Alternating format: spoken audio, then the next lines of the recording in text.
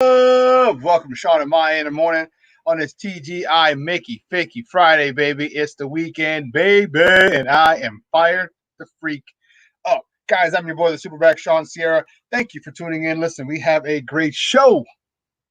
Now, if you're watching this on Facebook Live, well, then I guess you found us on Facebook. Now, you can also tweet the show. You can tweet us at SM_mornings, at SM_mornings. Now, if you want to follow me, just me, personally, and I want to know what I did, let me tell you what I did. Want to know what I did? Here's what I did. I made it nice and easy for you folks. Nice and easy. One handle for Facebook, Twitter, Instagram, Snapchat, the Snap all one handle at the Shawn Sierra. If you want to follow my lovely co-host, Maya Kai, you can follow her on Facebook and Twitter at the Sports Chica. And if you want to follow her on Instagram because you do it just for the gram, you can follow her at Maya Kai. It's Maya_Akai. Follow her at Maya_Akai. It's MAYA_AKAI. I would be remiss if I didn't introduce the man. Pay no attention to the man behind the curtain, but yes, you are going to pay attention to the man behind the curtain. The Wiz, we call him, my Puerto Rican Swiss Army knife himself, Ivan Vargas. Ivan, what's up, Papa? How are you? What's up? Good morning, Shawn. How we doing? It's cool. I mean, it's a little gloomy out. I'm kind of, I don't know. I'm not sick. I just feel like, I don't know, maybe I'm hungry. Maybe my stomach's upset. It's just like something's off right now. I'm drinking some coffee. Trying to wake up, but yeah. Okay. What are the Space Invaders coffee mug? Yep. Okay. All right. I had CrossFit today. Was crazy, dude. It was insane. Did you guys go outside? We were outside all the time. It was raining for a little bit. Yeah.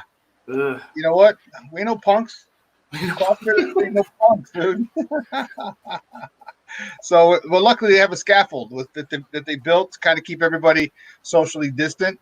Mm-hmm. So, we're underneath the scaffold. It's kind of like if you're walking on the sidewalk and they're doing construction on a building. It's that type of thing. But yeah, so it keeps everyone 10 feet apart. And so it wasn't raining directly on us. We were catching a little mist here and there, but it was still, I'll tell you what, it's still a son of a gun. That workout this morning. Woo-wee. But you know what? I'm fired up because it's Friday. It's the weekend. This weekend's going to be nice. It's going to be mid-high 80s. We're going to stay out of the 90s this weekend. And I know yesterday was brutal. Like you could barely catch your breath. Like it's just so hot, like sucking the life out of you. The sun was just draining, man. I went outside for maybe 20, 25 minutes, but then you got to go right back in because I was ready to faint. I was pretty much done. Unless you have a pool. Unless you have a pool. So a good friend of mine put their pool up, and man, let me tell you, that was a lifesaver yesterday.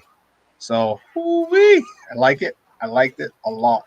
I know. It's always fun to have a friend with a pool to freeload on. You gotta have a pool guy. I have a pool guy. Pool guy, a boat guy. You know what I mean? Yes.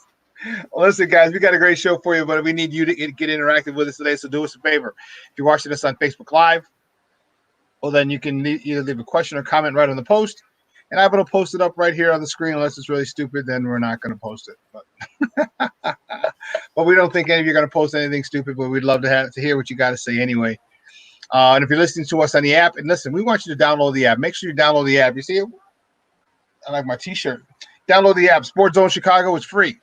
FREE. It's free 99. You don't have to worry about it. You can download it from the iTunes, Google Play, Amazon, wherever you get your apps from. Download SportsZoneChicago.com. If you're listening to us on the app, well, guess what? You can text us right from the app. That's how crazy we be acting. You can text us right from the app, and again, that question will come right to my producer himself, Ivan.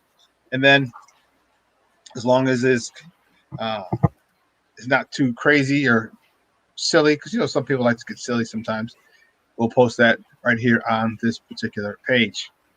Listen, when I said I had a great show, I was not bull jiving. Man, we get started early, 9:30. David Kenyon from Bleacher Report, he's calling in. We have a lot to talk about with David Kenyon. Wow, the Big Ten's making some news. The Ivy League's making some news. What are the other Power 5 conferences going to do now that the Big Ten made some moves and made some noise yesterday with a decision about fall play? We have a lot of questions. We're going to talk to David Kenyon at 9:30. 10 o'clock, Lester, Wilt Fong Jr., my man. Good friend of the program. He's the editor-in-chief of Windy City Gridiron, and we're going to talk a lot about Bears football, NFL football. And I have some questions for him. I do. I have some questions for him about this coronavirus thing and how serious it could get for some teams. So, Lester Wilfong Jr. at 10 o'clock. Well, listen, guys, you know how we do. The first segment of every show is called Top of the Morning. So, you know what? Our Top of the Morning segment is powered by the Chicago Crusader. Make sure you subscribe or download or go to the link, the Chicago Crusader. Our new partner in our Top of the Morning segment. I like it. I like it a lot. So which way do we go? Which way do we go? Which way do we go? Here's which way we go. The Big Ten reduces their schedule for conference-only play in the fall. What does that mean? Only conference games are going to be allowed to be played in the Big Ten, which means football games. Wow, it affects a lot of different sports, but mainly football. So we're talking, there's a lot that's happening here because you have 12 games in the regular season, okay? You have a couple glorified scrimmages, let me put it that way, okay?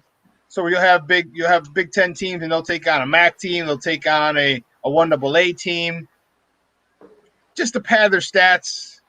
Usually the other school gets a nice little hefty little paycheck to get an ass whooping. Once in a while, like a la Appalachian State, they'll shock the world. Rocky Balboa shock the world. But no more. No non-conference games for the Big Ten, especially in fall sports. So we're talking football being the biggest sport, obviously. And I think that's going to be huge moving forward because the Ivy League – whoa, there's my man. What's up? Joe, what's up, buddy? What's up, guys? How are you? Good. I'm looking at good. I'm peeping that hat, Papa. I like it. Oh man, I'm trying to give a little love to everybody out there, man. I love rocking hats, man. Those who like rocking the hat game, you know. Mm-hmm. Oh, I feel you. I got that from my pops, you know. it adds a certain style, yes, sir, sir, to a person, and because then they're gonna be known as the hat guy. You know what I'm saying? Like, oh, because everyone's gonna see what kind of lid's he wearing today. What's he wearing today? I'll flip it up. I got the Kango too. I'll flip it up a little bit. Oh, excuse me, LL. Damn. Okay. Yeah. Hey, listen. So our first top of the morning topic, man. We're talking about the Big Ten, man. They reduced the schedule to only conference players, so no more non-conference games this year coming up in the Big Ten, and we're trying to figure out. Let me ask you and your thoughts. What is that going to do for the other Big Five, the Power Five conferences? Do you think they're going to follow suit? Yeah, Big Ten is one of the oldest conferences in college basketball. So, I believe that they're pretty much the example and standard. And not just, I'm not talking about winning, but just how traditionally things are done. They set the blueprint for different conferences. Now, I know the ACC is pretty much the conference when it comes to winning, but the Big Ten is like the granddaddy of them all. Yeah, so you know what? The Ivy League actually went one step further. They canceled all their fall sports, and their fall sports are going to be participating in the spring. And obviously, that's the biggest sport is football. And not that the Ivy League is a huge, not that a lot of their revenue is generated from football because I played in a 1AA school. I played at Holy Cross on Worcester, and we played a lot of Ivy League schools. Maybe 3 or 4 a year we'd have. So the crowds, I mean, if they were at home games, we'd get about 30,000, 35,000. But it's not the 60, 80, 100,000. We're talking Ohio State, Michigan, those type of schools. But so they're not really funding the amount of revenue they're going to gain. They're going to lose this fall isn't that great. But they're ahead of the curve with when they shut down the season initially when this COVID thing started. So I'm wondering if you think any other conferences may push their football season to the spring. Yeah, like I said, it's almost like the NFL is a copycat league, Mm-hmm. So once you see the standard, say, hey, I think I'm going to take this route, eventually others will follow suit. So I believe they are starting a trend. It may be a long-term trend, maybe a short-term trend, but they are definitely starting a trend to protect their investment, and along with the teams that also compete in that conference. So I believe, like you said, it will be the blueprint for the rest of the college conferences to follow. Well, the next top of the morning topic, we're going to stay with a little college football because our first guest at the bottom of the hour, David Kenyon from Bleacher Report, and he's the college football writer for Bleacher Report. We're going to ask him a lot of these questions. But the next top of the morning topic, what does this mean for an independent team like Notre Dame? Whoa. Okay, Notre Dame has a lot. They have an independent schedule because they just want all the money. They don't want to be a part of any conference when it comes to football because they just, you know us Catholics, boy, we want that money. Yeah. Catholics say, "F you, pay me." Yeah, but F you, pay me. I learned that covering high school sports. F you, pay me. They don't play no games, brother. And one thing I learned also, I think the leagues are going to, even including college basketball, because of the change in rules and everything, everything's going to probably start going to revenue sharing. You see a lot of small schools that are going to struggle, like you said, attendance-wise. And for their namesake, they're going to probably need to be rescued by, like in the sport of boxing. I covered a lot of boxing. And, how you have the undercards and then you have the main event, etc. So you probably see some cross-marketing, some cross-branding in there where to help pump revenue into those other teams, there's a possibility where some of them may be in the lineup, with those teams that are trying to protect their brand. So that's the idea I'm throwing out there. I'm not necessarily saying it's fact, but I think college football is too big to fail, so they're not going to let even the little guys fail. Yeah, I think I agree with you on that one. I just think it's tough for Notre Dame just because of their independent status.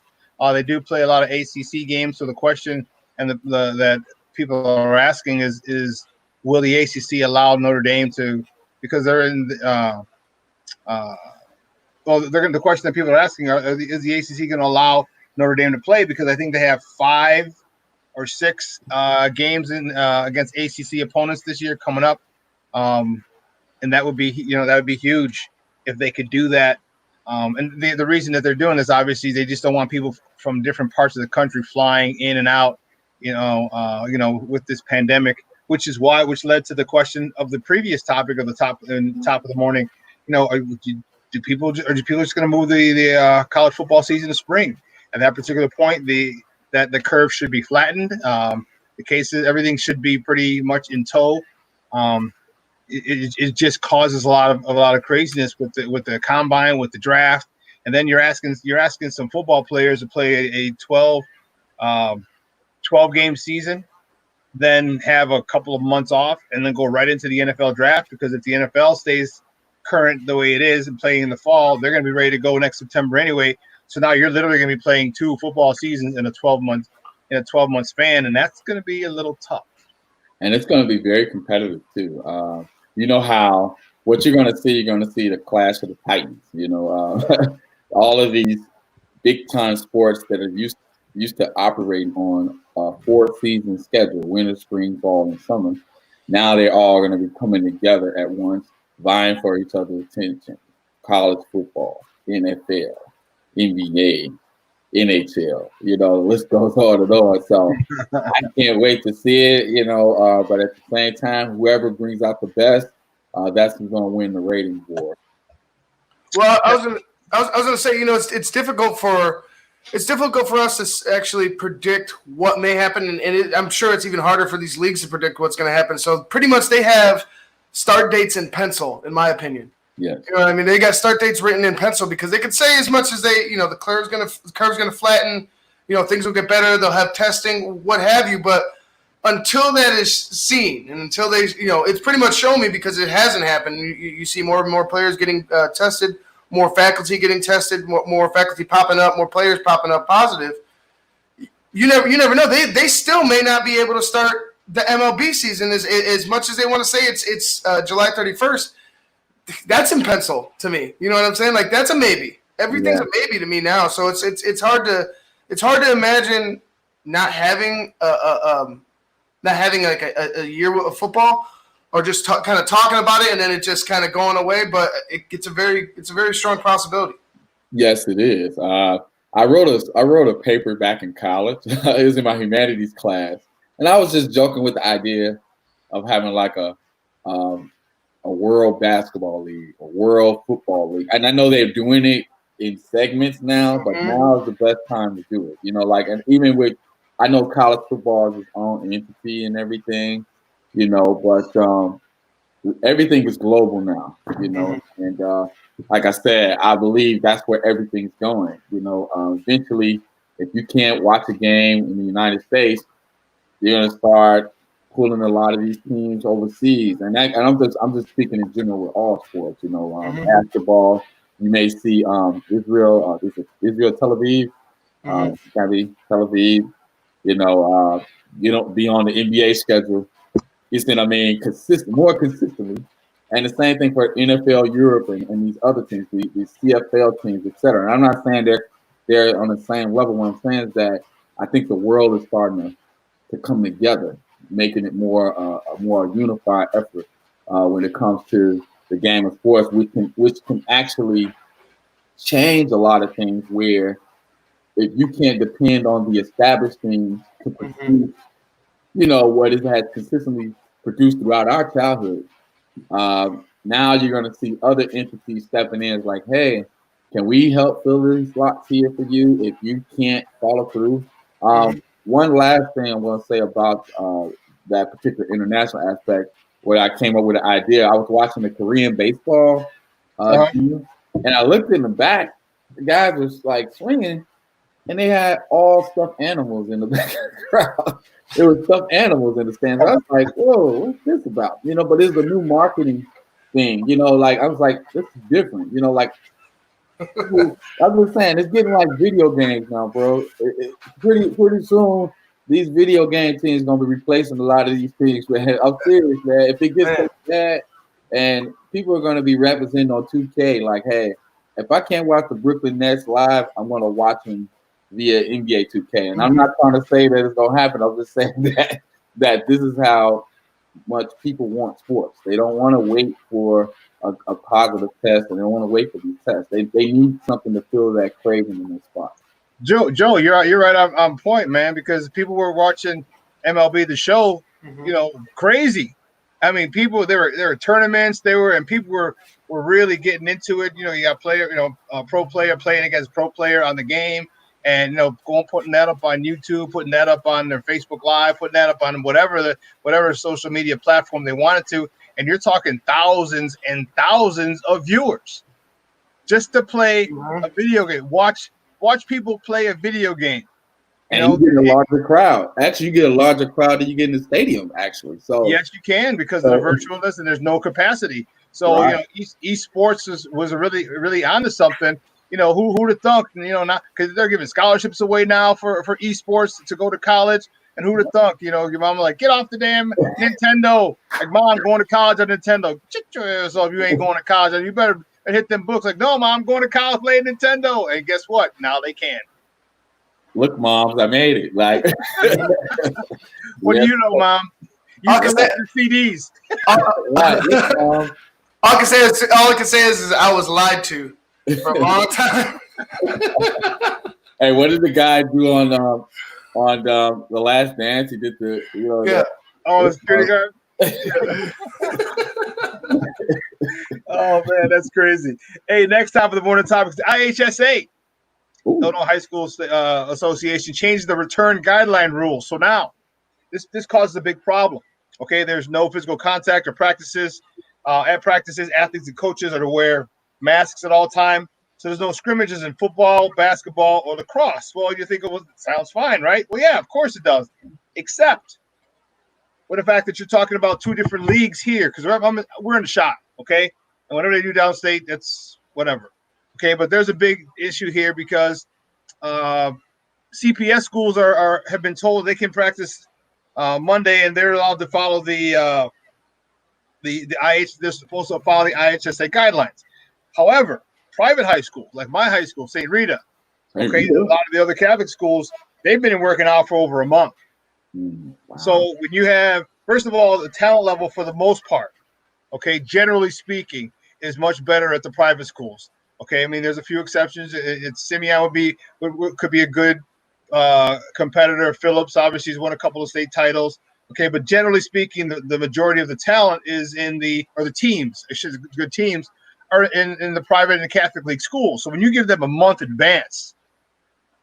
head start of practicing, and if the season gets played in the fall, that's a big disadvantage for CPS schools. Yes, it definitely is. It's very similar. Like I tell people, it's very similar to the teacher strike that took place in the middle of winter and spring semester, where I'll never forget, because I also, like I said, locally, I also write for the High Park Herald. I'll jump on my bike and I go back Kenwood and I see them over there working on plays in the football fields. I'm like, what's going on? I was like, is the strike lifted? It was like, well, we're not officially a part of the union. They was a part of another organization. So they were drawing up plays, and then I'll see players grab their gear, go to the football field, and work on plays. I see the star quarterback of Kenwood working on plays. The wide receivers, they all stay in that communication. So they find ways to get it done. And then when you come to the private schools, the resources are outstanding. And they're going to definitely be in tip-top shape, whether they get 2-month head start or they actually start on time. They're always going to be ahead of the curve. In addition to that, but the beauty out of all of this, it gives more teams time, I guess, to game plan and scout teams. Yeah. So you never know who's watching you. You never know who you're talking to. You never know what coaches are disgruntled. So you never, and in journalism, you never know what information is being linked. So yeah, the biggest thing is the camaraderie and the chemistry that's being developed. That's cool.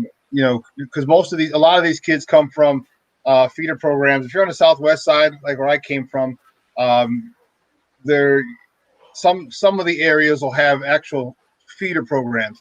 That's more so on the birds, but there are still some in the city. And so you start getting kids, to start playing together because, sometimes you may have a new quarterback. Okay. You may have a new, couple, you lose people to graduation. So you need time to gel. And you get a whole bunch of kids in a great program. You give them time to gel, give them a month advantage.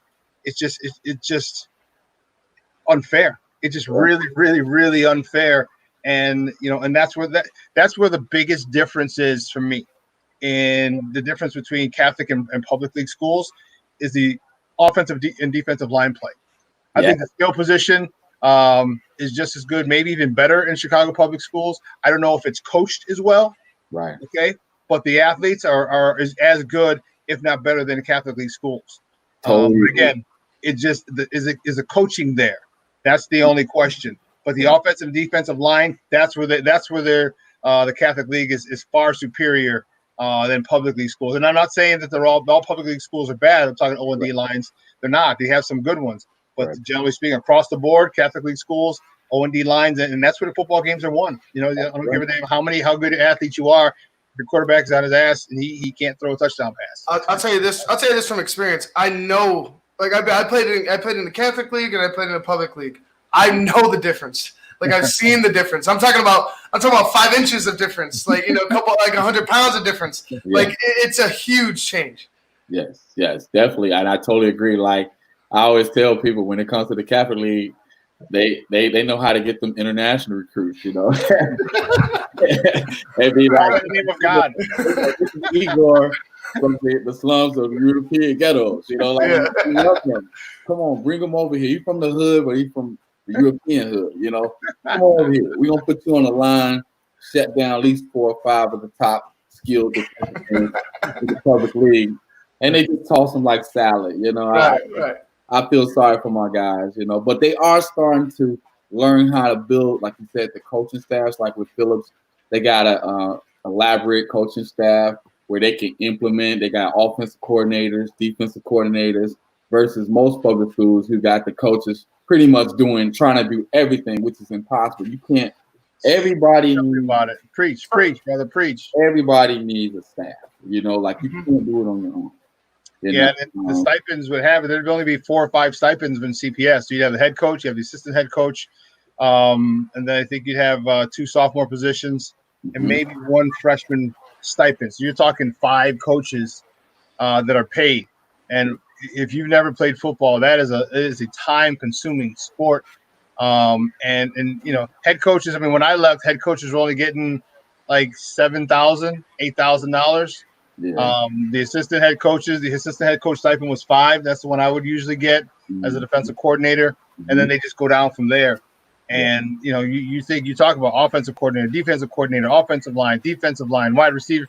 When you have a position coach, you have to do fundraisers, and that's a good way to raise money, but you have to have the parents involved. And if you come from a program that doesn't have a very rich history in football, it's very difficult to get the parents involved in fundraising. And if you don't get fundraising and raise money, you're not going to get good coaches, because that's time, that's effort. I know some people say, well, you should do stuff, give back to the kids. Yeah, but that's time. That's time you're away from your family. That's time that you could be getting sleep. That's time that you're missing out on your own children's and families, children's lives, working with these young men. So you got to pay them. You got to pay them, and when they only have those type of stipends, it's really difficult. Because I know we had a lot of issues when I was coaching over at the various stops that I had.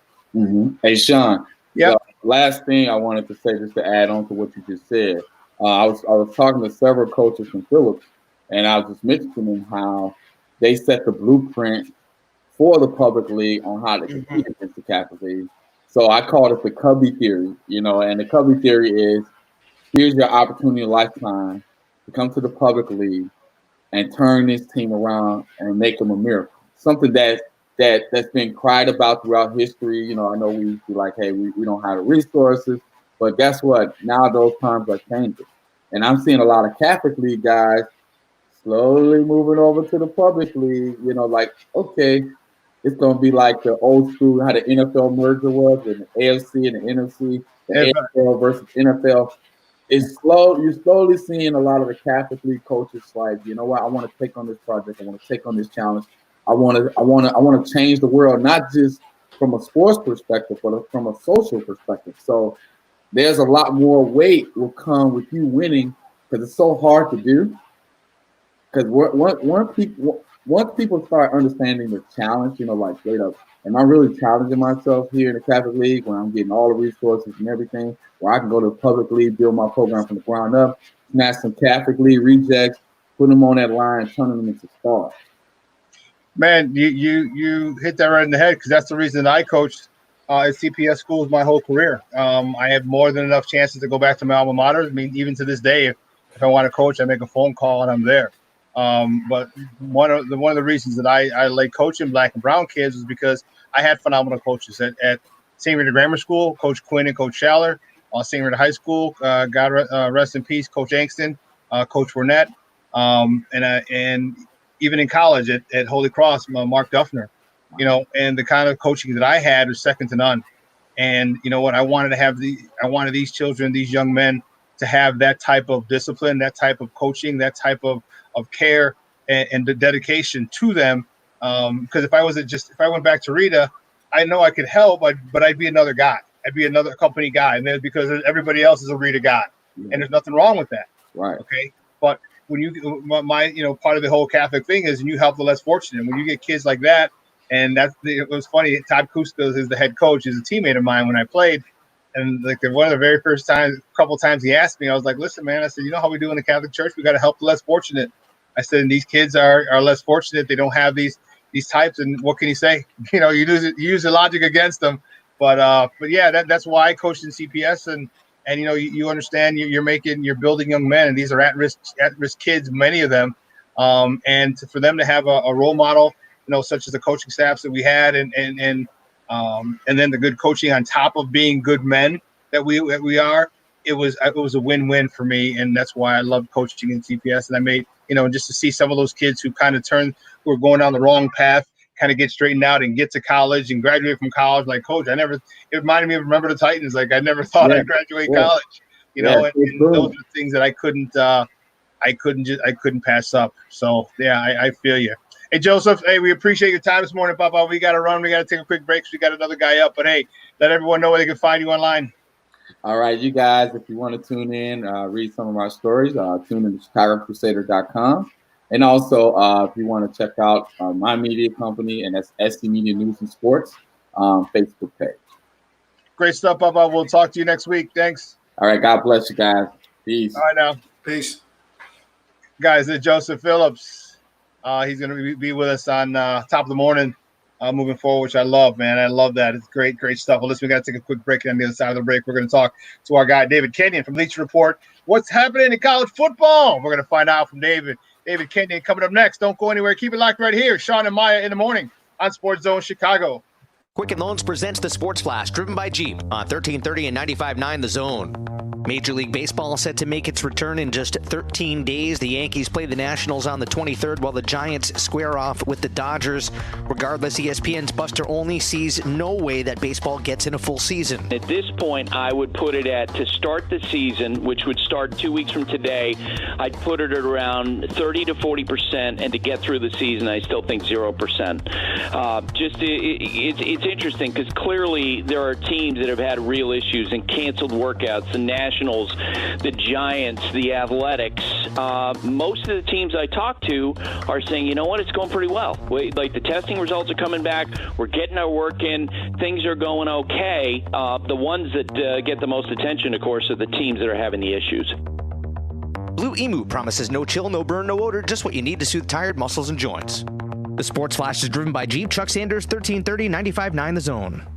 So how many of us have lived in sweatpants, socks, and hoodies for the last couple of months? I don't think I even remember what a belt is. Luckily, there's Skechers for your feet. So now they're all staying safe, but starting to get out a little bit for the summer. We can keep that same comfort no matter where we go. Just head to Skechers.com, and you can see all the ultra-comfortable options Skechers has to offer. There are comfortable sandals and shoes for running, relaxing, walking, playing golf, everything you love to do under the sun, out of the sun, in the rain, in the house, whatever. And so many are machine washable out of Skechers' exclusive air-cooled memory foam. See them all right now at Skechers.com. And now a game of Commercial Chicken, brought to you by Progressive, where we see how long Flo can go without talking about insurance. Ready? Go. So, traffic has been crazy lately, right? And rush hour? Forget it. Nobody wants to let you merge onto the highway. But hey, somebody let you merge or you wouldn't be there, so drivers who switch to Progressive could save big. Okay, you win. We can't help but save customers money. Progressive Casualty Insurance Company and Affiliates. Welcome back to Shawn and Maya. Welcome back to Shawn and Maya in the morning on SportsZone Chicago. And man, our first guest, he's our next guest because our first one was Joseph. Our next guest is a good friend of the program. He is the national college football writer for Bleacher Report. And man, we have tons of questions for him. So let's get him on. You can find him on Twitter at Kenyon19_BR. Guys, just welcome back to Shawn and Maya, David Kenyon. David, what's up, Papa? How are you? Good to have you back. Doing great personally, but a little less great professionally, right? Hey, I hear you.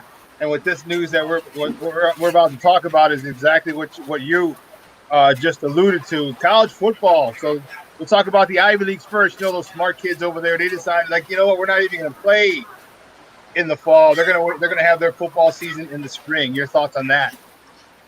Interested to see how that works. It's easier, though, for Ivy League, for example. Like, yeah, they'll put out a few pro prospects once in a while. That's all.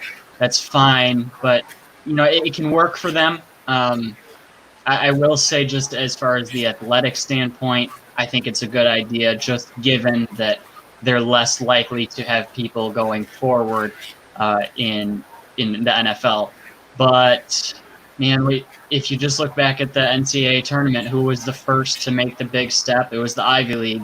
People said they went too soon. 2 days later, the tournament was canceled, and you know what happened after that. But that's why they're smart. Man, that's why they're smart, and so that's why I'm nervous. Yeah. So what do you think? You know, and then we're talking about the Big Ten. The Big Ten just decided to eliminate all non-conference games this year. So that's going to open up quite a few holes in the schedule for teams. I know they said they were going to use that to try and patch in some games, maybe against some other conference foes that they didn't play this particular season. Do you see a lot of other teams? Because I hear the Pac-12 is next in implementing only a conference schedule this year. So I saw The Athletic was talking about the Pac-12, the ACC. There was one report, but it's unconfirmed. So I don't know. I honestly, my best guess is that everybody's going to follow suit eventually. I know the Big 12 commissioner came out yesterday and said, no, we're not canceling non-conference.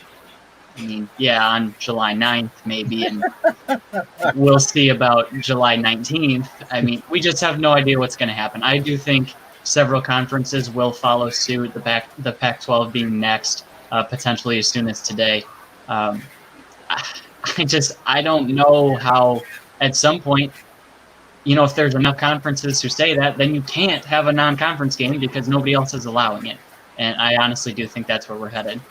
And it's a swift kick in the groin to some schools, especially the smaller schools, the MAC schools, the 1AA schools, the FCS now it's called FCS, because a lot of times they'll go get their ass kicked for a while for a nice $200,000, $200,000, $250,000 payday when you go to the big house or you go to the Horseshoe or you go somewhere else against one of those big teams, and that really funds a lot of their part of their athletic program and other specifically their athletic program, not just football, but other sports as well. And that's being taken off the table. How do you think some of the smaller conferences like the MAC and the small the 1AA conferences, how do you think they're going to fare now that there's no more, at least this season, there's no non-conference schedules in the Big Ten and maybe the rest throughout college football? I'm not an expert economist, so I can't give you a perfect example of the impact. I do know it's really bad. Kent State, for example, they're going to lose at some point in their recent history. They had a $1.1 million game. Just go get your butt kicked by Alabama or something, get $1 million, go back. And that's a huge portion of their athletic budget, just like you said. I mean, I remember when I was in college, my MAC school, Central Michigan, went and played Nebraska, and that was the payday they got for that in basketball was a quarter of their basketball budget. So that is a huge deal when you look at those smaller schools, whether it is the Group of Five or like you were saying with FCS. I mean, this is a massive, massive hit for these programs. Can they come back from it? Yeah, probably. I don't think it's really going to be a death sentence kind of thing for a lot of them because they can get the support, but it doesn't mean it's not a big deal. That's for sure. Guys, we're joined by David Kenya. He's the national college football writer for Bleacher Report, talking about the possibility of a no football this calendar year. So what happens if there's an outbreak in a couple of places? Because Clemson had some people, quite a few. Texas had some people. Quite a few colleges had a rash of COVID-19 outbreaks. And as we draw closer to the beginning of the season, if there's a situation where a couple of the big schools, the Alabamas and the Clemsons again, and maybe another group of Clemson players and Oregon and Ohio State, if they start, is it likely that the Big Five or the Power Five conferences could move their schedule to the spring, just like the Ivy League? Will they try? Yes, because there's way too much money involved. Would they do it? Yes, because there's too much money involved. Yes. Will they have all the players? That is the question. You see Trevor Lawrence and Justin Fields suiting up in February and March when the Combine is happening and Pro Day is happening. The NFL is not moving the draft. I can pretty much guarantee you that. I cannot imagine because they'll want their normal schedule, rookie camp, mini camps, training camps, whatever they can get, they're going to want it, especially if this season is impacted. So what happens if the FBS moves the season to the spring? Look, if that's what it takes for us to have a season, awesome. But the NFL portion, that is a huge consideration. And then also you have to think about what kind of wear that is putting on these kids, because then you have to turn around and these coaches are going to be, well, I want my spring practice time and I want my fall camp time, which I get it. That's fine. But then you're having kids play 2 seasons and have 2 very serious camps in about a 10-month window. That is, again, not an economist. You'd have to ask my wife. She's the medical person. But that cannot be a good thing. I'll tell you what, and it's so funny you said that, because that's exactly what Ivan and I talked about in the top of the morning segment, is that same thing. And I said it. I was like, you have 2 full seasons in a 12-month span. I was like, that's unheard of. I said, I'm thinking it's tough enough with just spring ball, and then coming back, and in the fall, not to actually have a training camp in the spring in February, have a full season, 10, 12 games. If you happen to make a playoff, or your college, your conference championship, and so 13th game, and then all of a sudden that's going to get over when May, June, and then to be drafted, and then all of a sudden now you have to be in camp in July. That's if you have any aches and pains, you have any nagging injuries, that now it's affecting your ability to make a squad, which is affecting your money, or as Marshawn Lynch would say, that's affecting your chicken. Okay. And there's a lot of people. It's just that health wise alone. So what if a guy gets tears an ACL in the first or second game of the season, well then guess what? You have the rest of the season, the rest of the year, the end of the year, the springtime to rehab, and by the time the combine comes, you maybe won't run a 40, but you can do a lot of other things. If you tear your ACL in the spring, you're not playing in the fall. And there goes your draft stock. There goes, if you're a first round pick and you have to miss that, how many people? Not everyone's going to be so fortunate like the linebacker from Notre Dame, like Jalen Smith. Okay, everyone's not going to be that fortunate. Okay, so it really puts kids in a really tough predicament if they get injured. Yeah, and that's what I'm saying with like Trevor Lawrence and Field. Yeah. I mean, if you're a first round pick, I have no idea why you would play in a spring season. None. I have no idea, because people say, oh well, they need the tape, they need the practice. Well, I mean, if there's no other tape that somebody jumped them with, stick with what you got, get drafted, and then go prove yourself in NFL minicamp or something.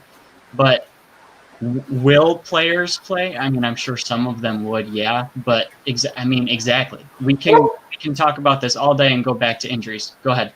Well, so I'm sorry, David, but so if that's the case, if some players decide not to play, right? If some players are like, you know what, this is too much on my body, I'm risking too much on my draft stock, or even just general health future. How do they fill in? Like, where do they replace those bodies? Like, how they don't have a farm system waiting in the wings, where do those bodies come from, so you could keep the level of competition kind of, at a median, like kind of in between, like decent but not, like XFL, like decent but not NFL, like not pro. You know what I'm saying? Like, how do they keep that competition? Where do they get the bodies to replace these guys if they do end up leaving? So one factor that I think is really interesting is you think about the kids who enroll for the winter semester. Are they eligible? I mean, I would think so. Yeah, they're in school. And just because you move the season, I don't know that you would shut them out, especially given that fact, like you're saying, that some players just might not play. So, I mean, I think of schools, sometimes you hardly have any, or like Stanford, for example, they don't allow mid-year enrollees. So if Stanford had 10 kids sit out, well, I mean, that's why you have 85 on the roster. That doesn't mean that you have 85 playing players. It just means you have 85 scholarships to give plus your walk-ons. But, a lot of those are practice bodies. Like, let's be serious.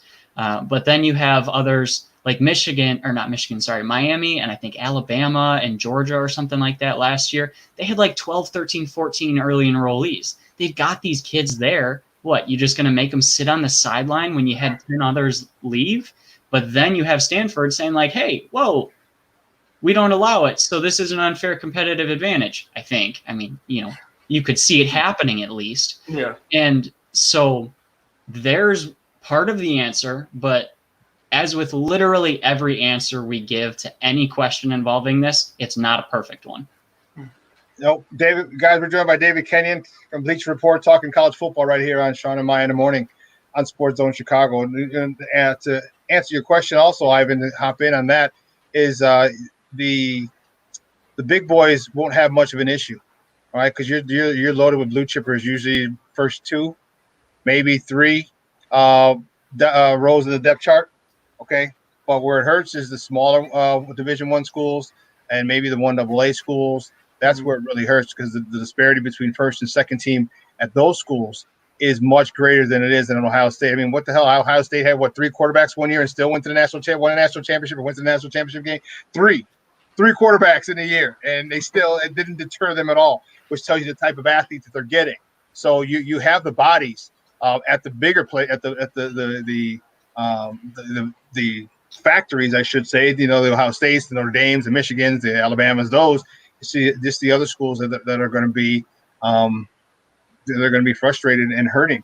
And that and I don't know what they're going to do. I really don't, because if for some reason, say you have a down year and Michigan's back, their quarterback isn't necessary, their backup quarterback isn't very good because they're waiting for this freshman to come in the following season. Now they got to play with this backup quarterback because the senior who's going to play, if they play in the spring, is supposed to go pretty high in the draft. And like we just said, he's probably not going to play because he doesn't want to mess up his draft stock. Then there could be a big problem. Yeah, I mean it's a really great point. Just for example, I was working on something with some recruiting classes in the last 5 years, and 2017 Ohio State, that class had 3 5-stars, 24 stars, and 3 3-stars. It's one of the best classes ever, obviously. The best contributor from that class right now is Chris Olave, the standout receiver. Master Teague, he was a backup running back last year, but still made third team All Big Ten just because they were up by 50. Played so much, and he ran for 800 yards or something silly. And if you look through the rest of the class, obviously some of them have transferred. Practically none of them have played. Like they're starters potentially this year or key backups this year. Like none of them have played. That's the kind of depth that an Ohio State has. And you're going to play Indiana, Illinois, Minnesota, Rutgers, Northwestern. They're going to get walked over anyway. Yeah. And so the talent disparity, if there's a lot of kids who sit out, I mean, it's just going to be even more obvious than it already is. Has Rutgers already started the season 0-8? Has Rutgers already started the season 0-8? They might be bad this year, but I'm not even kidding. Shiano's got exactly what he needed to do. He hit the transfer market like nobody's business. Manny Diaz has done a really good job, and he's gotten some stars, but Shiano's done a really nice job getting depth at Rutgers, using his connections. I know there's some former Ohio State players there, and he's got a top 25 recruiting class right now. So Rutgers, as much of a joke as they've been, going the right direction right now, though. Yeah, probably 0-8. Oh man, hey David, that's great stuff, Papa. I appreciate your time. Do me a favor though, let everyone know where they can find you and your work online. Yeah, absolutely. You go on Bleacher Report, you can search my name, and you can find my profile there. Otherwise, hop on Twitter at Kenyon19_BR. If I could remember my own handle, It gets a little crazy in the morning, dude. I get it. No biggie. All right. Hey, great stuff, buddy. Great talking to you. We'll be in touch soon. Yep. Thank you. Guys, that was David Kenyon from Bleacher Report. And yeah, Ivan, it's great. It's tough, man. It's tough if they move it to the spring. Wow, that's going to be huge. Wow, it's going to affect a lot of things. And like you were talking about, and David was saying, some surefire first rounders, they're not playing. No, not at all. And I wouldn't blame them. I wouldn't blame them. This only benefit, if it works out, I mean, it could help a little bit in draft stock, but it could also hurt. So, to me, the only real benefit is from the institutions, from whoever's bringing in the dough. Those are going to be the ones reaping the benefits, because a kid could get hurt, and then all of a sudden he's not in the mid first round, and he shoots down to the third. You know what I'm saying? That's $1 million. That's millions of dollars worth of difference. Even five picks is millions of dollars worth of difference. So it's. I mean, it doesn't make sense for me if I was a high level recruit, and I know that this year, after this year, they're already talking to me. They've been talking to you since your sophomore year. They've been checking you out. You know where you're at. You know that you're going to get drafted in, let's say, the let's say the first 3 rounds. Let's just say you're going to get drafted somewhere around there, just to get a wide general perspective.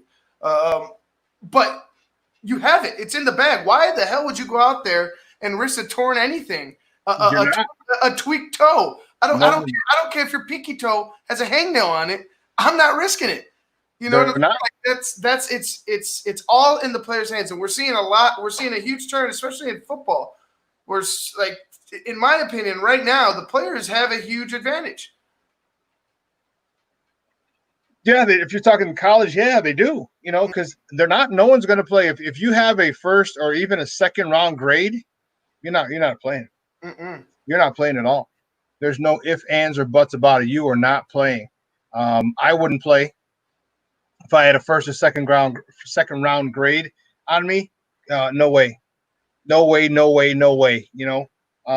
Now, if I'm going into my senior year and I don't, you know, and I've been sitting behind, and I've waited my turn because of people in front of me, then I'm playing. You know, obviously as a freshman and sophomore, as a junior, we're trying to make a name for myself. Yeah, I'm playing. But if I have any kind of grade on me, and as a first, especially a first or second round grade on me, there's no way, shape, or form. You know, not especially now that, you know, once school starts, you know, I can monetize my own. I can make money off my likeness, so I can go to a mall and have a autograph signing. I can make some money. I got money coming in. All right, and if I decide not to play this year, you know, in the spring, I can hire an agent immediately, and then you know what, they can loan me some money because I'm a first round talent anyway, and I'm going to get X amount of millions of dollars of signing bonus, and I can just give him his, you know, $500,000, you know, out of my signing bonus, which they do a lot. So it's not I'm not playing, and it's really going to affect the quality of college football. All right, you're going to have the haves who have plenty. You know, it's going to be the good old blue blood programs that are going to be fighting for the national championship in the playoff, because they're just too top heavy and they're just too talented. 1 through 4 or 5 on the depth chart. You know, he talked about, you know, the number of 5-star and 4-star recruits that Ohio State had for 1 year. 24-star recruits. And I forgot how many said 5-star recruits they had. It's an ungodly amount of high level recruits. You know, and so those are the schools that are going to flourish. And there's enough of them. There's them. There's the Clemson's, Alabama. There's the Ohio States. There's maybe a USC could sneak in there. But those big schools, they're going to be, they won't suffer as much as the other schools. Right, and I just feel like the level of competition will take a hit. It's going to take a hit regardless of, even with the top schools, right? Even with the top schools, they're secondary players. They're second string players. They're third string players. Like they do depend on them in certain situations. You get a guy hurt. That guy, somebody else is stepping up. Are you get into a situation where, I don't know, let's say some people do leave. Let's say your top 2 guys. Let's say you're the guy and the backup end up leaving, right? Now you got this third string guy. Now you're trying, like, now what? After him, you're flirting with danger. You're in a questionable position, because I'm sure the guy after that has talent, but he doesn't have the talent that the first 2 have. You know what I mean? He doesn't have even the third guy doesn't have the talent that the first 2 have. So you're going to see a hit in competition somewhere, not everywhere, not in all the big schools, but you're going to see a hit here or there, because some of those big schools, they typically have, they have a lot of names, but at some positions they've got one big name and the other guy's not ready. Yeah, I agree. And if that one big guy decides not to play, then we talk about, now you're dealing with, you know, the backup, the guy who's supposed to be ready next year. A guy who's on his way out, maybe is a senior and just, you know, stay there because he's not going to the NFL. Or you have your incoming transfers, the kids who transfer, early transfers, the guys who transfer in the second semester of a school year to participate in spring ball, but now you actually can partake in the actual season. You know, now you're looking at top-notch freshmen, but still freshmen. Not everybody's a Trevor Lawrence who can, as a true freshman, take your team to the national championship. Not everybody's that. You know, like JJ McCarthy from NAS, who just transferred to IMG.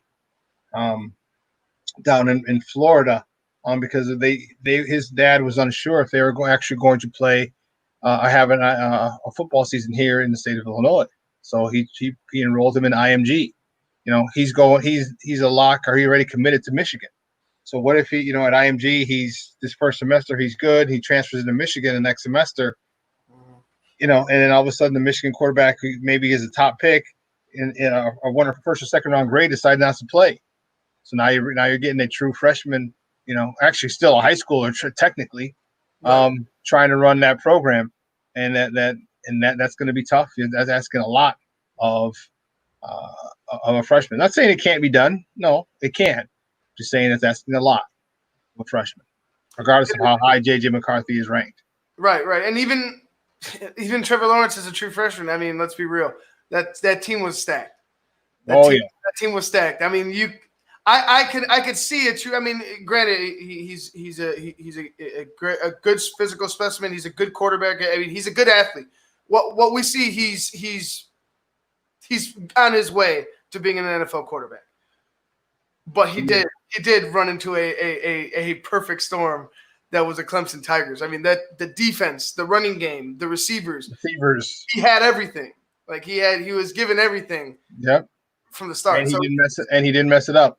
Right. But so it's hard to judge, when you get born with a silver spoon, you know what I'm saying? It's hard to judge like how well you can project. But he did it. He did it. He's a national champion, and he led that team to it. But but you're right. Like, you don't know. Well, listen, we got to take a quick break, and then on the other side of the break, we're going to talk to our guy Lester Wilfong Jr. about the Bears, about some NFL. So don't go anywhere, folks. Bear Talk coming up next with Lester Wilfong Jr. Keep it locked right here on Shawn and Maya in the morning on SportsZone Chicago. Quicken Loans presents the Sports Flash, driven by Jeep on 1330 and 95.9 The Zone. Major League Baseball set to make its return in just 13 days. The Yankees play the Nationals on the 23rd, while the Giants square off with the Dodgers. Regardless, ESPN's Buster Olney sees no way that baseball gets in a full season. At this point, I would put it at, to start the season, which would start 2 weeks from today, I'd put it at around 30 to 40%, and to get through the season, I still think 0%. It's interesting because clearly there are teams that have had real issues and canceled workouts. The Nationals, the Giants, the Athletics. Most of the teams I talk to are saying, you know what, it's going pretty well. Like, the testing results are coming back. We're getting our work in. Things are going okay. The ones that get the most attention, of course, are the teams that are having the issues.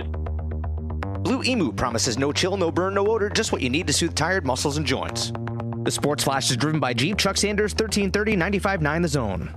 So how many of us have lived in sweatpants, socks, and hoodies for the last couple of months? I don't think I even remember what a belt is. Luckily, there's Skechers for your feet. So now they're all staying safe, but starting to get out a little bit for the summer. We can keep that same comfort no matter where we go. Just head to Skechers.com, and you can see all the ultra-comfortable options Skechers has to offer. There are comfortable sandals and shoes for running, relaxing, walking, playing golf, everything you love to do under the sun, out of the sun, in the rain, in the house, whatever. And so many are machine washable out of Skechers' exclusive air-cooled memory foam. See them all right now at Skechers.com. And now a game of Commercial Chicken, brought to you by Progressive, where we see how long Flo can go without talking about insurance. Ready? Go.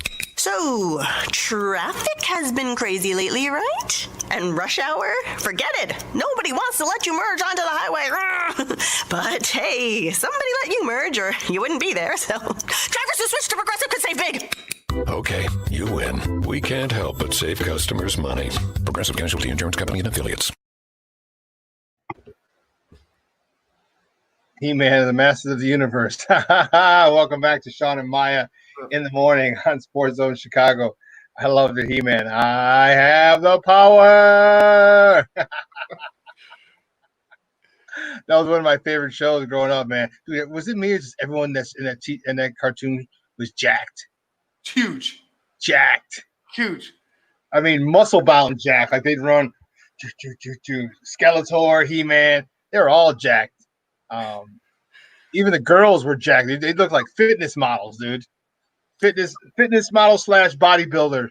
I need some PED testing on that.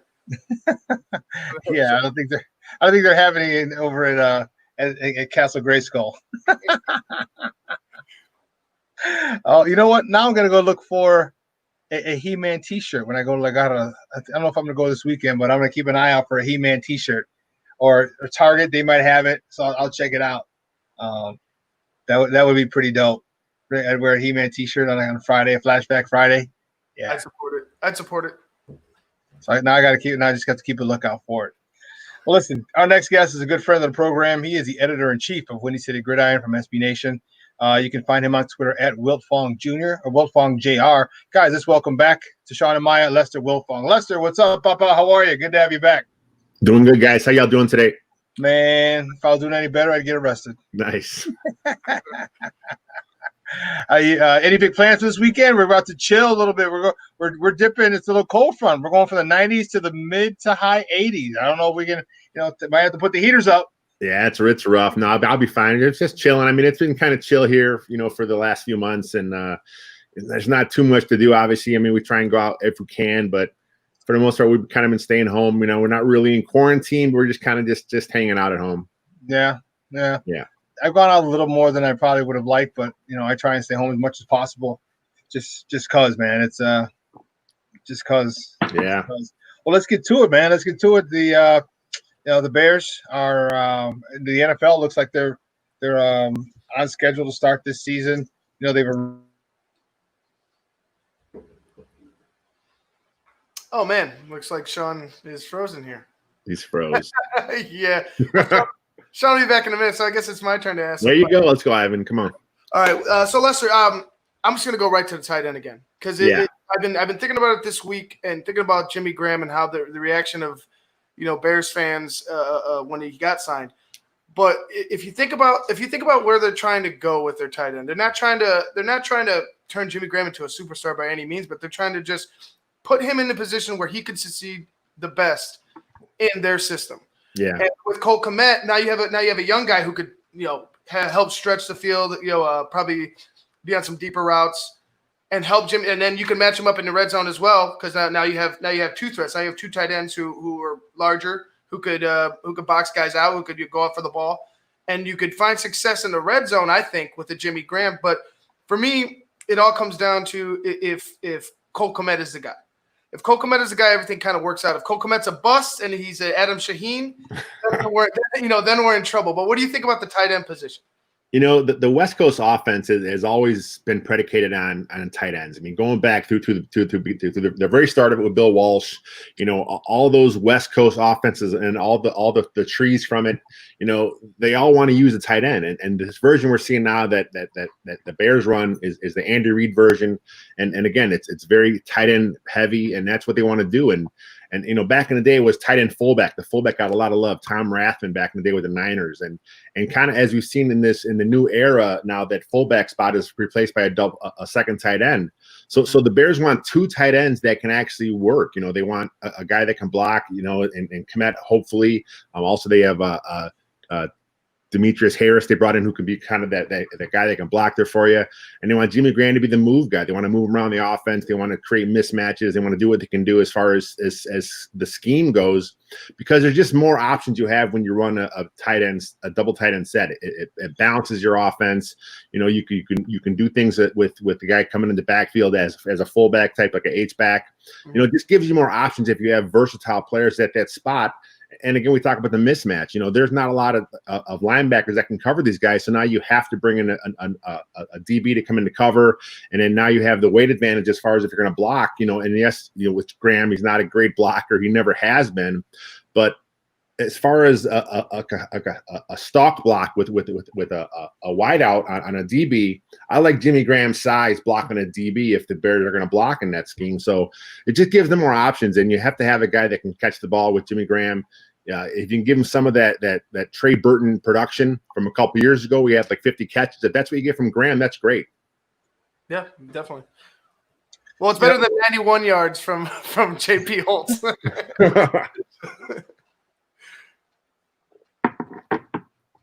Oh man, Shawn's frozen again. All right. All right.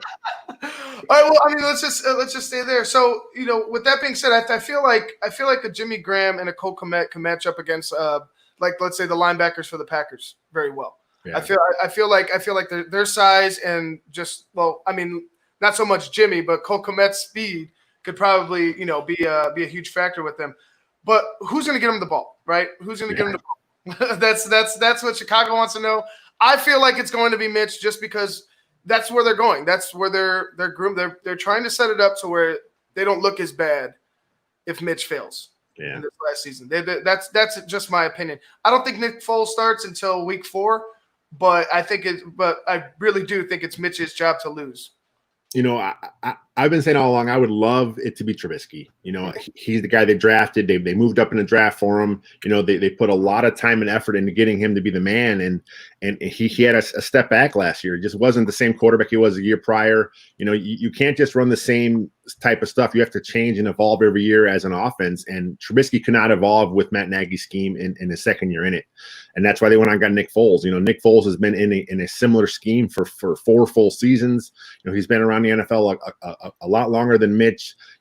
He has the mental aspect of the game down, whereas last year Trubisky was frozen in fear a lot of times. A lot of times the stuff he was seeing, he should have known what he was doing. You watch it on the all 22 and you're like, the guy's right there wide open, and you see him hesitate.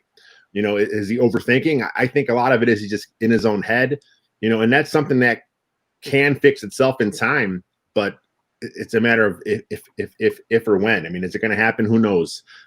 Having Foles there, I think Foles will probably be the starter. With preseason kind of wiped out here, we're not sure what's going to happen. It kind of may throw a wrench in what they want to do as far as their plans. But like I said, I'd like it to be Mitch. I'm just based off last year. I'm not sure he's the guy moving forward. Yeah. Guys, we're joined by Lester Wilfong Jr. He's the editor-in-chief of Windy City Gridiron, talking Little Bears football right here on Shawn and Maya in the morning on SportsZone Chicago. What happens if we get an outbreak? Okay, people are it's happening all over. You see it in college football. The Ivy League started the trend. They already started the trend when they're in the tournament, the NCAA tournament. So the Ivy League's playing their games in the spring.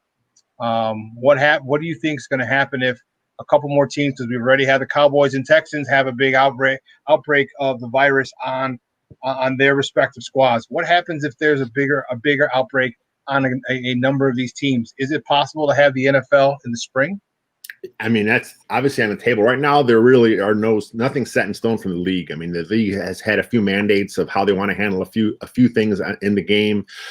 But, there's really nothing there. I mean, they've talked about the preseason being completely gone altogether. The players don't want to play it at all. The league wants 2 games. That's the kind of up in the air. As far as everything is right now, they're going to start, training camp on the 28th. I mean, who knows? That could change as well. Like you said, if there's a few more outbreaks, it may change. And then, of course, they're talking about taking the size of the roster from 90-man, they may reduce that. I understand wanting to reduce it because they kind of reduce the risk of people catching, the COVID.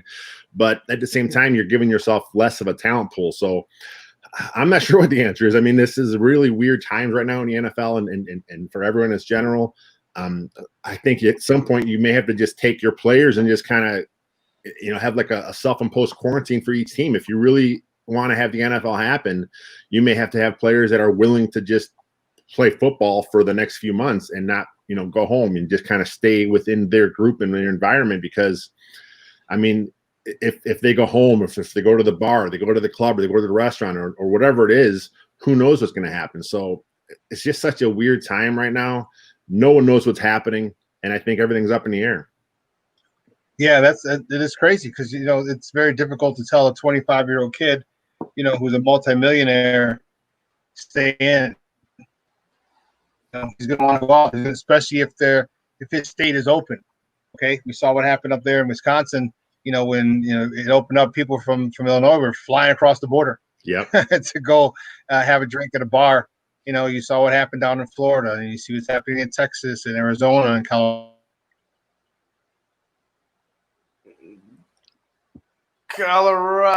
I think that's another aspect of it. I mean, some states are opening, some states are closing.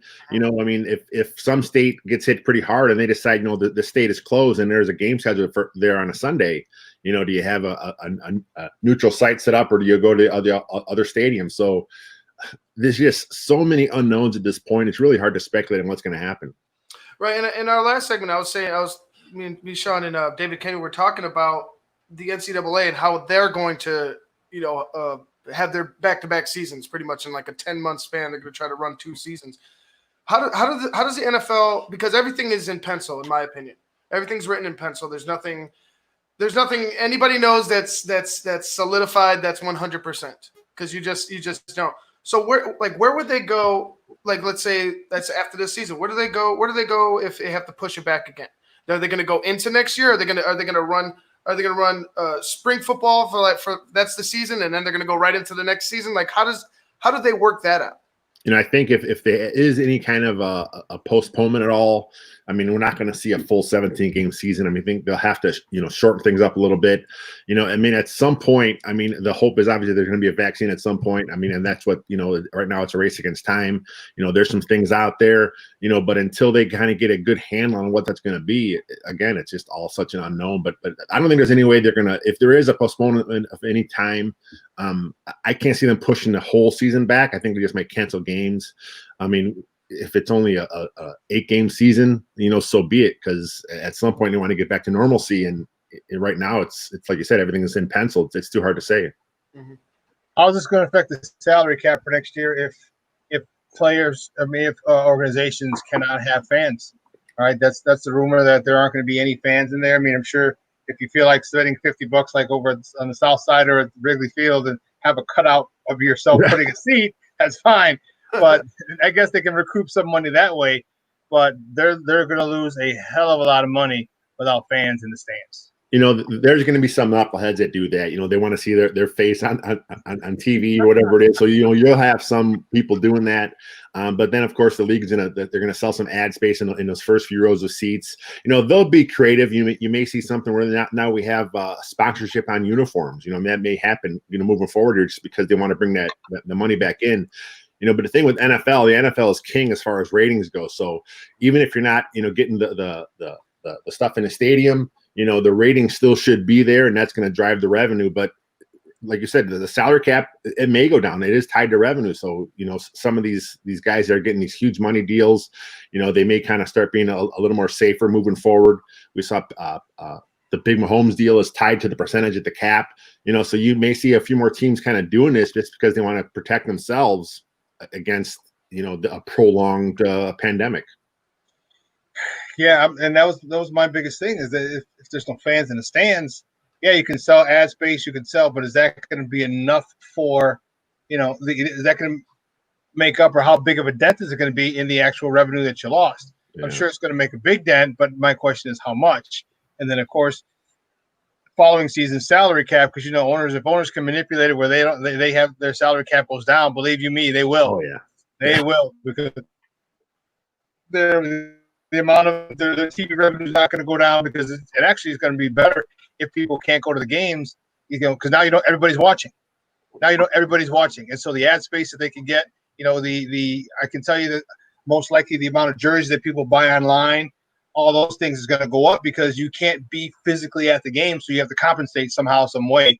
And they split all that stuff, all the revenue, merchandising, they split all that up. So there's definitely a way, if there's a silver lining in that cloud, a lot of other things, especially merchandising, is going to go up, and it's going to be a much bigger number than it has been in the past, and that has been a big number in the past. Yeah, I mean, it's the NFL has always been king as far as ratings, as far as the merchandising, and I don't think that's going to change. The only big difference, like we said, is going to be the in-stadium stuff, the concessions.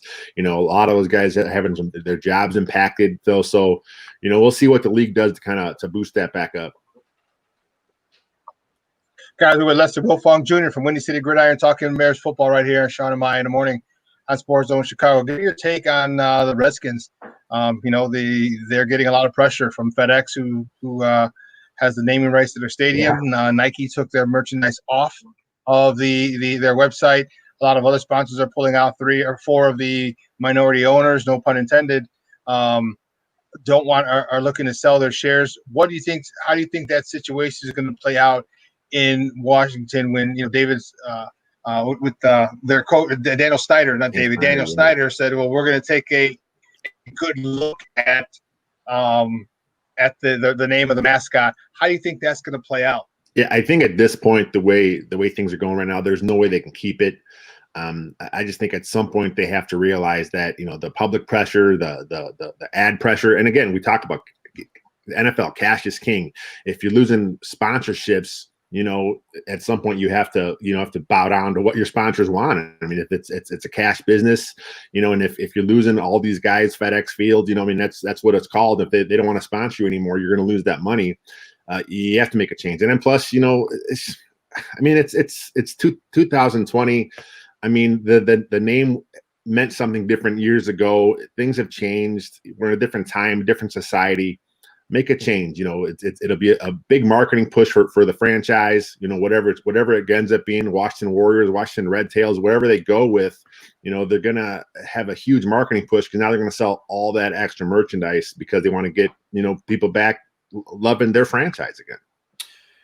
Yeah, and for me, I feel like I like the Warrior idea. I feel like if you could flip the script in any way, why don't you find a way to honor Native Americans?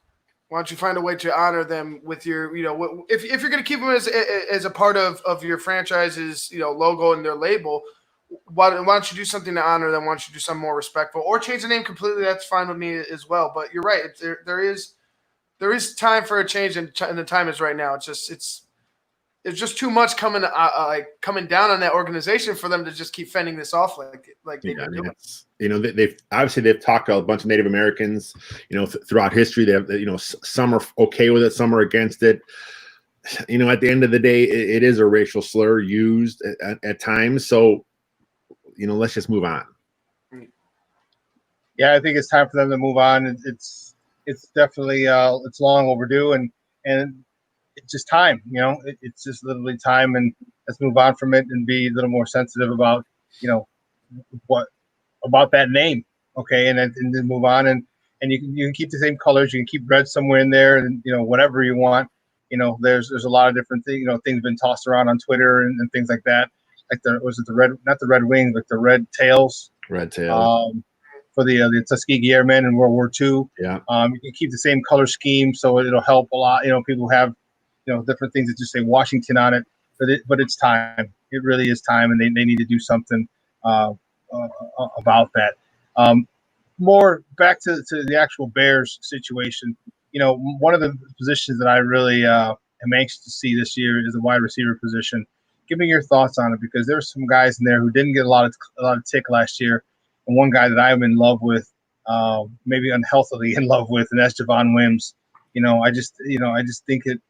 He could be a Randy Moss type player, just in the red zone, and he hasn't been utilized. Then we had Riley Ridley, one of the best route runners coming out of the draft, going into the draft last year, and he wasn't used very, very, very much.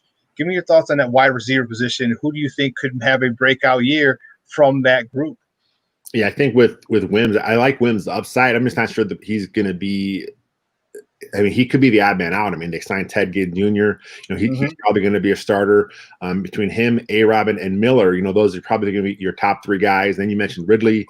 He's a draft pick. The Bears, they love his route running.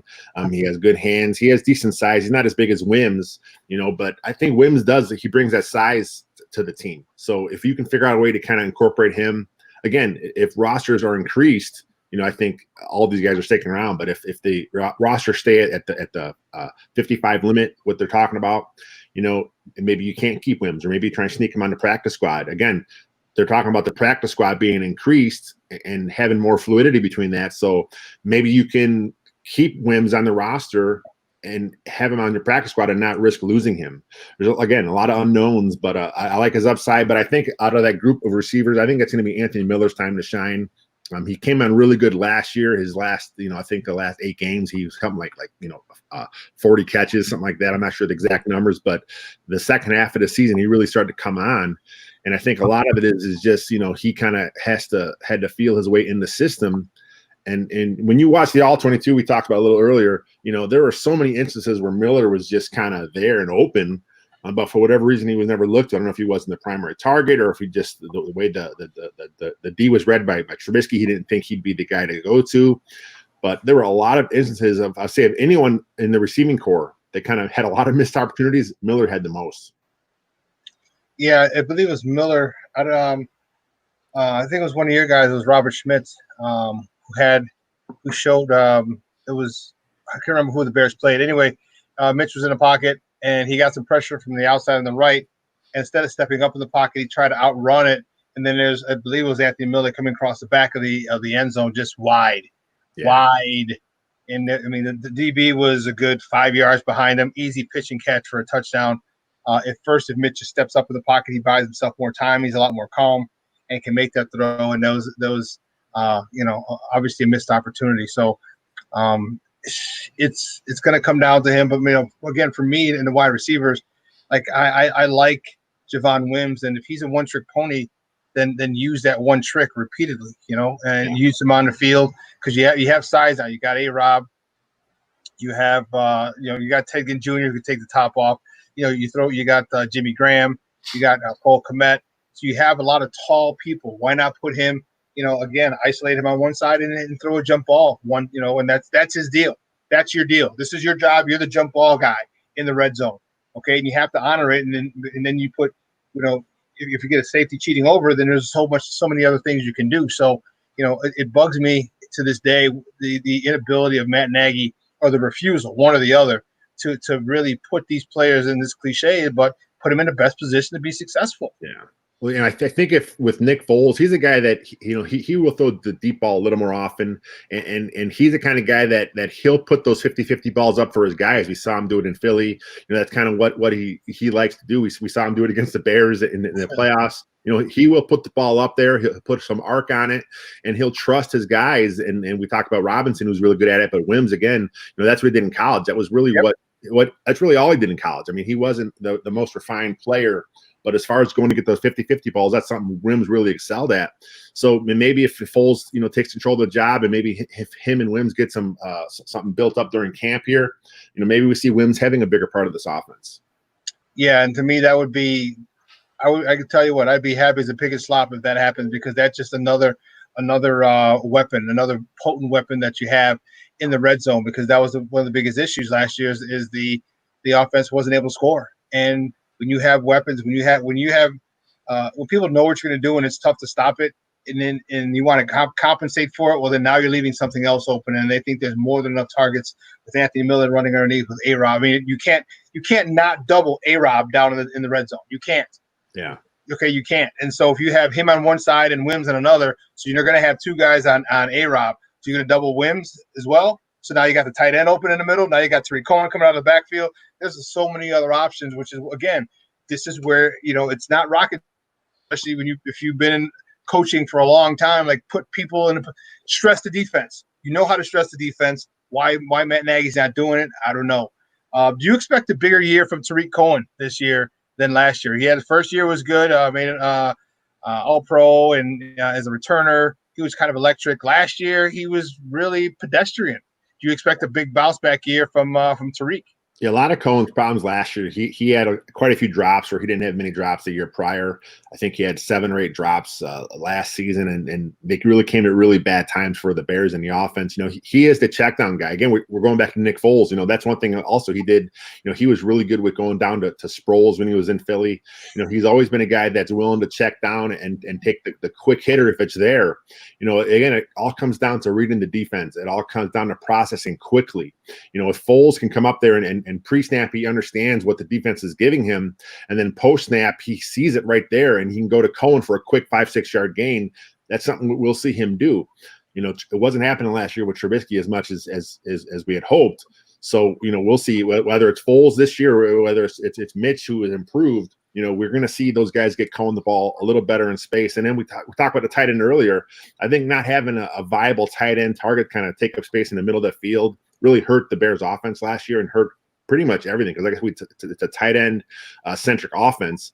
So missing that guy that's going to sit down in the zone, he kind of takes attention from the guy coming out of the backfield and Cohen. So I think there's good weapons on this team. It's all a matter of if the quarterback's going to get him the ball at the right time to make a play. We'll see what happens. Guys, we were Lester Wilfong Jr. from Windy City Gridiron for another minute or two, talking Bears football right here on Shawn and Maya in the morning on SportsZone Chicago. How much is Mitch Trubisky going to learn from Nick Foles?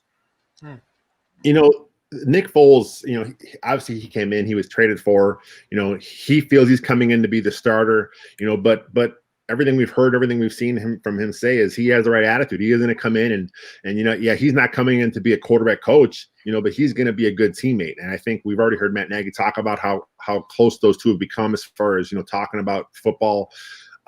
I think if he is the starter moving forward, and if Mitch does have a chance to sit and kind of see how he operates, that could be big for him. I mean, he never really got that. I mean, he kind of forced, into play early as a rookie.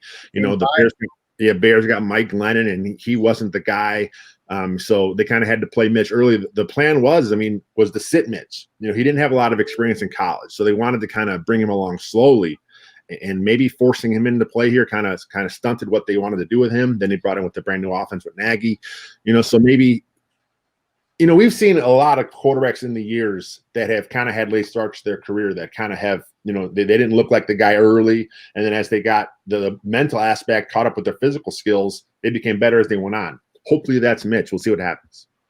Last question before we let you go, Lester, and we appreciate your time, big time on this Friday, July 10th.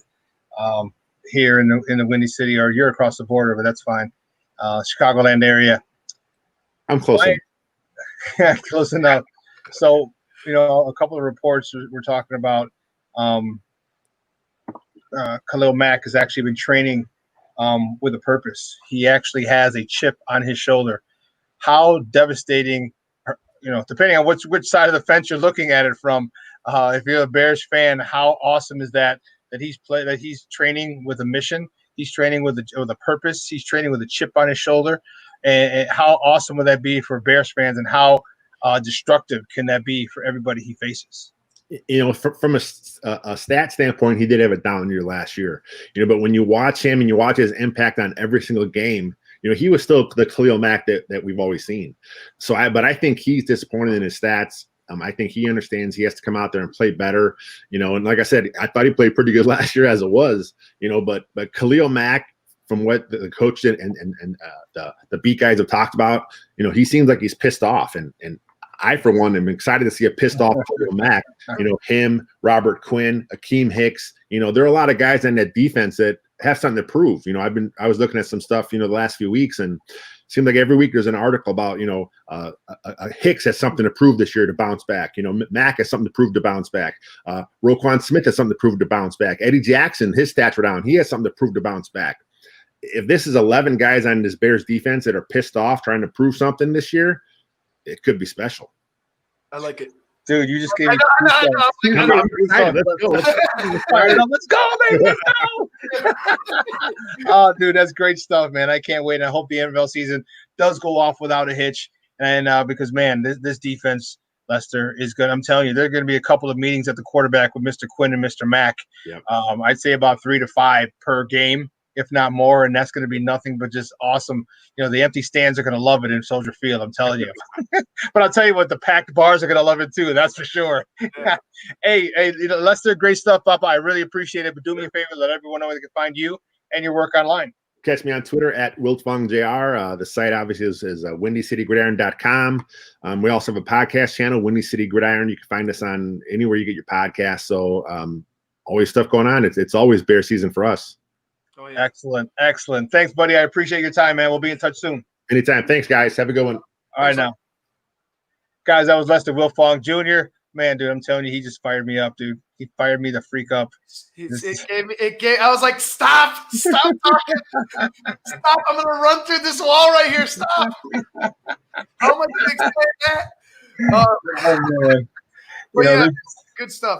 It's just that's where this defense could be, Shawn. Like, we know this. In my opinion, I'm happy to have a pissed off Khalil Mack, but I think it's even better to have a pissed off Akeem Hicks, because Akeem Hicks, in my opinion, is the guy. Say it. Preach it. The straw that stirs the drink. He starts everything up. When you're a quarterback and you get immediate pressure in your face, and then you got to go look to your left and right, and you got a Mack and you got a Quinn coming at you. You're gonna need to get the ball out quickly, and if you don't, you're gonna be in trouble. And from there, that causes turnovers. That linebackers step up, the secondary is able to step up. It just makes everything go. So if you got a healthy Akeem Hicks, you got a pissed off Khalil Mack, and a Robert Quinn that just wants to eat. Why? Where's the football? Turn on. Let's start now, today. Let's go. You make a good point, and that's the thing is that Eddie Goldman we haven't even talked about him. He had a down year last year, and Eddie Goldman is one of the best nose tackles in the in football. So when he can collapse the pocket from the inside, and so with him having a down year last year, not collapsing the pocket the way he can, and Akeem Hicks being out last year, well, now there's no pressure up front, and and Lester just talked about Khalil Mack, still had an impact, but now you can game plan against him. You can roll away from him. You can have double and triple teams against him because you're not getting any pressure from anybody else. You can take linemen who would have to be double teaming Akeem Hicks or someone else who's keep Leonard Floyd one-on-one because he's not making a play. Now that he's back, and I tell you, Eddie Goldman's going to have a great year because Akeem Hicks is back playing with a chip on his shoulder. Now that Akeem Hicks is, we talked about this. How many people you have to double team Khalil Mack? Period. End of story. No ifs, ands, or buts. Okay, that's a double team. You have to double team Akeem Hicks. The whole no ifs, ands, or buts. No ifs, ands, or buts. And then you're going to have to double Robert Quinn. No ifs, and that's 6 guys right there. That's 5 offensive linemen and a tight end. And we haven't even talked about Roy Robertson Harris. We haven't even talked about Eddie Goldman. Bilal Nichols, whoever you're rotating in. And so those are 2 other positions that you need at least one person for. And the more people that you have staying in, the more people you try and double team. Well, guess what? The less people that are out in routes, and the easier for our linebackers and DBs to cover because the less receivers that are running routes. And if you can't get that ball out in our defensive backs, and linebackers are playing to the top of the best of their ability, it's results in a sack upon sack upon sacks on sacks on sacks. Last thing, the Robert Quinn signing could be proven to be the biggest signing the Bears probably. I'm not going to say Bears history, but if this defense happens to do what we all feel like it could do this year and be some type of special, Robert Quinn is the biggest signing in Bears history because he pretty much took a hole that everybody was going away from Khalil, double teaming Khalil, triple teaming Khalil, giving him a stretching out the field for him, so he's gonna have to come a long way around to go, make a play. Now you just shortened everything. Now you have your boy Akeem in the middle, shaking everything up. Now you have a guy that's actually able to put pressure on the quarterback on the opposite side of you. So now they have limited space to go. They can't just go away from you all the time. So now you're going to be in a position to make plays because that's where there's no other option. And you're right, and I'm excited about it, and I just can't wait. We talked about let's get it going, man. Because the only thing that I pray is that the NFL. No, first everyone be safe. That's first and foremost. But I just hope and pray that the NFL starts on time because with or without fans, I could care less. Like I said, we'll go at a bar, we'll watch it, we'll have people over. You know what I mean? Those type of things. But I just want to see this defense go eat. I want to see this defense come at somebody with a pissed off attitude, embarrassed about their performance and the statistics that they put up last year. And when you have a bunch of talented guys, as many talented guys on this defense, who in 2 years ago was the top 3 defense, okay? And now the majority of those guys are back and they're pissed off. That the excitement that I have is indescribable. I'm trying not to just start going and yelling and cursing like I normally would do during the game, but that I see that defense, I see the potential, and I see how destructive and disruptive that defense is going to be. And I don't feel any sympathy for opposing offensive tackles or quarterbacks. Sorry. You chose this profession. You're getting paid millions of dollars. Take this ass whooping again and again and again. Well, listen, guys, we got to take one more break. This is the final break of the show, final break of the week. And we are fired up. We're going to have more sports conversations, so don't go anywhere, folks. Keep it locked right here. Shawn and Maya in the morning on SportsZone Chicago. Quicken Loans presents the Sports Flash, driven by Jeep on 1330 and 95.9 The Zone. Major League Baseball set to make its return in just 13 days. The Yankees play the Nationals on the 23rd, while the Giants square off with the Dodgers. Regardless, ESPN's Buster Olney sees no way that baseball gets in a full season. At this point, I would put it at, to start the season, which would start 2 weeks from today, I'd put it at around 30 to 40%, and to get through the season, I still think 0%. It's interesting because clearly there are teams that have had real issues and canceled workouts. The Nationals, the Giants, the Athletics. Most of the teams I talk to are saying, you know what, it's going pretty well. Like the testing results are coming back. We're getting our work in. Things are going okay. The ones that get the most attention, of course, are the teams that are having the issues. Blue Emu promises no chill, no burn, no odor, just what you need to soothe tired muscles and joints. The Sports Flash is driven by Jeep. Chuck Sanders, 1330, 95.9 The Zone. So how many of us have lived in sweatpants, socks, and hoodies for the last couple of months? I don't think I even remember what a belt is. Luckily, there's Skechers for your feet. So now they're all staying safe, but starting to get out a little bit for the summer. We can keep that same comfort no matter where we go. Just head to Skechers.com, and you can see all the ultra-comfortable options Skechers has to offer. There are comfortable sandals and shoes for running, relaxing, walking, playing golf, everything you love to do under the sun, out of the sun, in the rain, in the house, whatever. And so many are machine washable out of Skechers' exclusive air-cooled memory foam. See them all right now at Skechers.com. And now a game of Commercial Chicken, brought to you by Progressive, where we see how long Flo can go without talking about insurance. Ready? Go. So, traffic has been crazy lately, right? And rush hour? Forget it. Nobody wants to let you merge onto the highway. But hey, somebody let you merge or you wouldn't be there, so drivers who switch to Progressive could save big. Okay, you win. We can't help but save customers money. Progressive Casualty Insurance Company and Affiliates.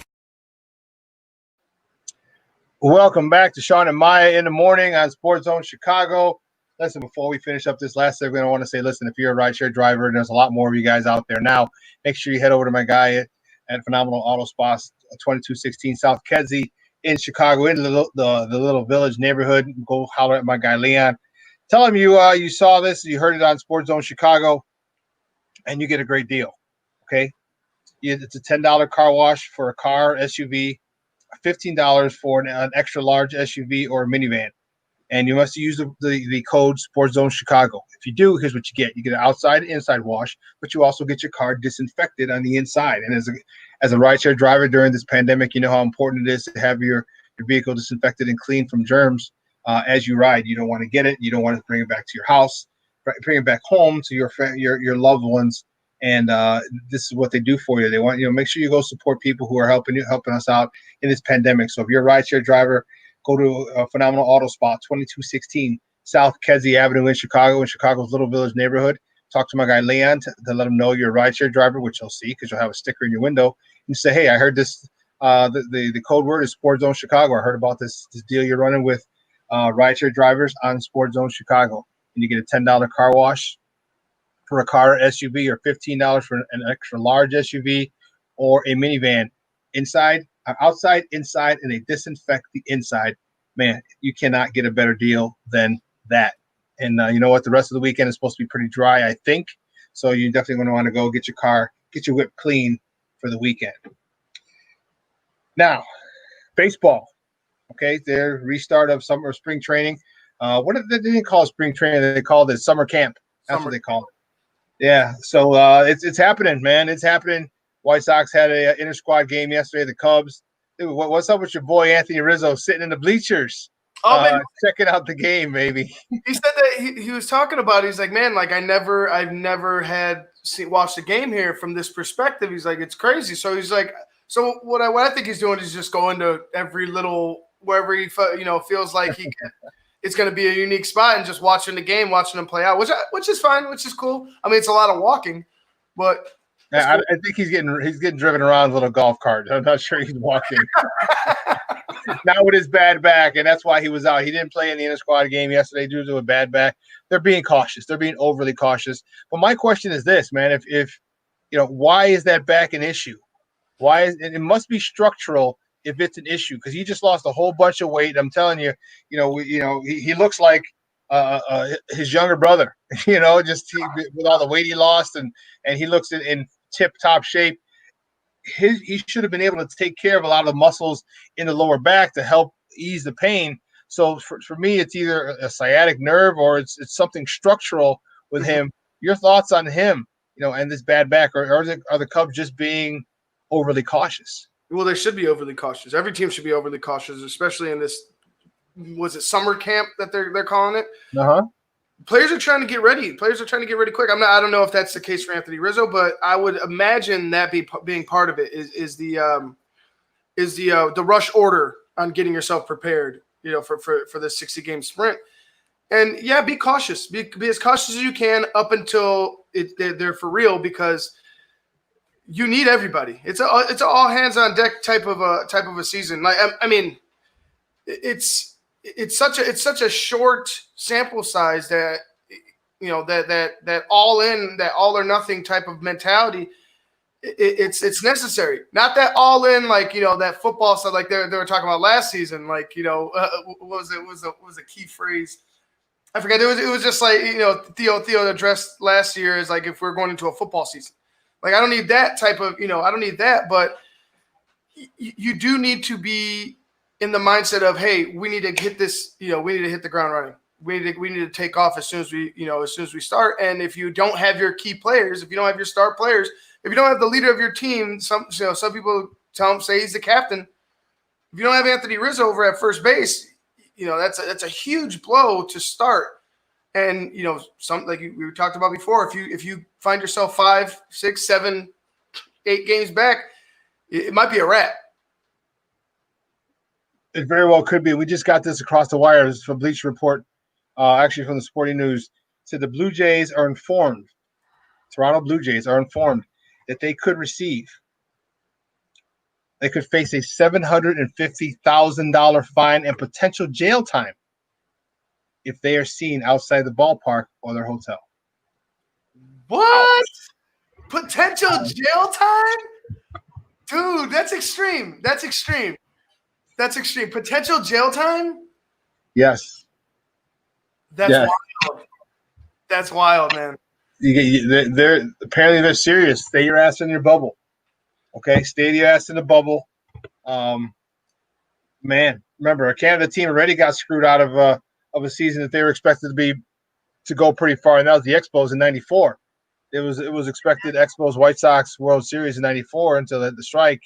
So they're thinking, if we have a shot, we don't need to see you out and then have a couple of our pitchers or a couple of our key players miss 2 weeks due to COVID because you guys are all acting crazy. Right. So they're not playing. They're not playing. Man, jail time. Like, can you imagine? Hey, man, I just had to go run out and get my Jimmy Johns, and then you come back with 6 cups. What happened? What happened to Madison Bumgarner? Oh, he can't start. He's in jail for what? He ordered Jimmy Johns and went outside. Can you imagine something like that? I mean, and that's all tongue in cheek, but I get why they would do it if you go around and stuff. You know what I mean? I understand it. It's just, man, is it extreme? Is that a little too much? Jail time? Like, is that just a scare tactic? Like, oh, you're going to jail. Like, we're gonna send you to jail if you do this. Like, don't do that. You know what I mean? I think it's more a scare tactic. Yeah, but that would scare the hell out of me. Yeah, because the fact that the judge could send me to jail for X amount of time, and I'd be pissed. I'm like, no, I wouldn't risk it. Just, I'm a daring guy in many cases. That's not one of them. my freedom is on the line. That's not one of them. Like, you know what? I'm not trying to sneak out for some young lady. I'm not trying. No. Does the same apply? Does the same apply to people trying to get into the bubble? So that was going to be my next point. So now, if you're bringing a lady in, or you're bringing somebody, can anyone get in the bubble? Okay. What if you're out, you're trying to get some companionship, and you got a girl, or your girlfriend, your wife, maybe just a carnal pleasure buddy, you know what I mean? Just a little that you see on a regular basis. Are they going to be allowed to the bubble? Are they going to be tested? Who's in the bubble, or is it just MLB players? Because at this point now you're quarantining yourself from your wife and from your kids or your family or whatever it is you have and friends and loved ones for 3 months, 4 months, 3+ months. So is that something that you want to do? Or are we going to see more people opt out? Are we going to see more people opt out? Who's the first big name that opts out? Because if it's Mike Trout, that sends a whole bunch of much stronger shockwaves through the league. It very well might be Mike Trout, in my opinion. It very well might be Mike Trout, and I wouldn't blame him.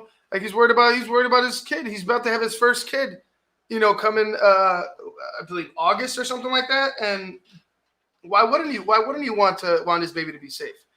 Now, is every superstar going to do this? Is a Chris Bryant going to do it? I don't see that happening. Is a Mookie Betts going to do it? I don't see that happening. A Cody Bellinger, Christian Yelich, maybe not. But if one guy wants to go ahead and say, "Hey, I'm going to make this stand because I want my family to be protective. I don't feel safe." And granted, you had Chris Bryant the other day. We had a topic, I believe it was on Wednesday. Chris Bryant was worried about the testing. He's like, they're not getting the results back fast enough. Some of the testers didn't even show up last week to certain not the Cubs or the Sox, well, maybe the Cubs or the Sox, but to certain Major League ball clubs, some of the testers weren't even showing up. So I was just mentioning, like Chris Bryant mentioned yesterday, he's worried about the tests because they're not getting results on time. That like there's other teams around the league that their testers didn't even show up.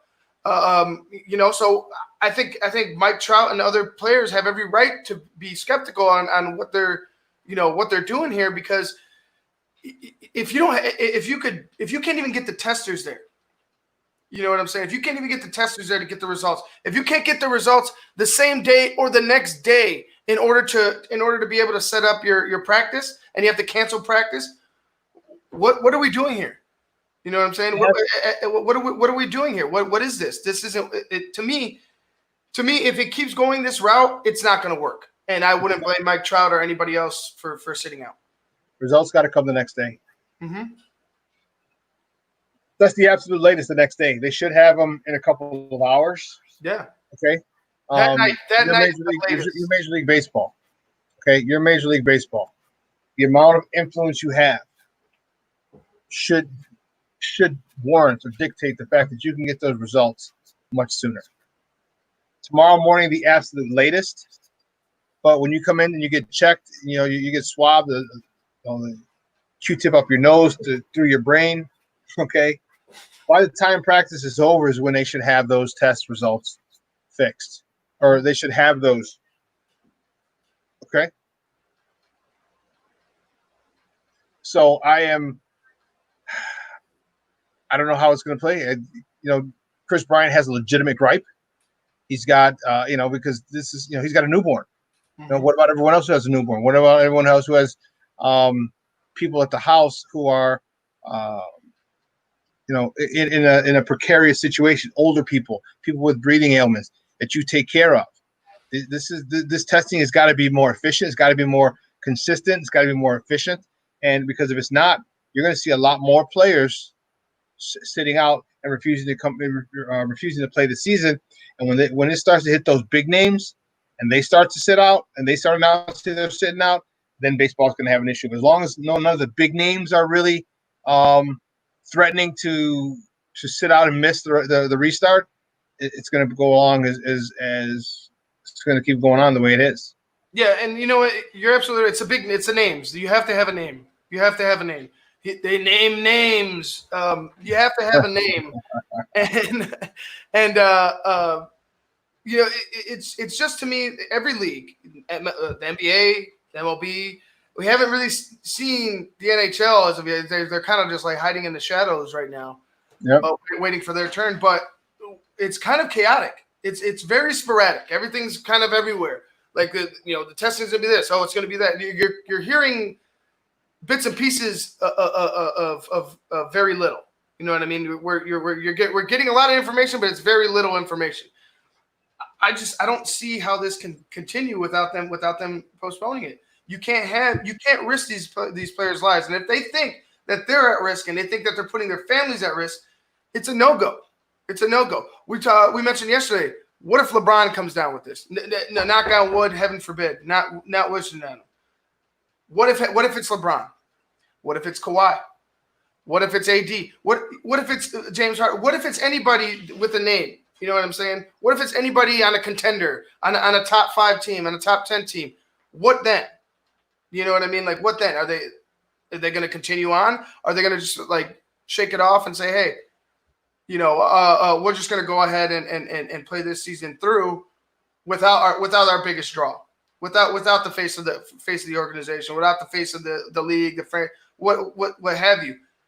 I just don't think I don't think it's possible. I don't think it's possible for them to legitimately look at their fans and say, hey, this product is still going to be the best product out there, because you're going to have a lot. You're going to have less. It's going to be less.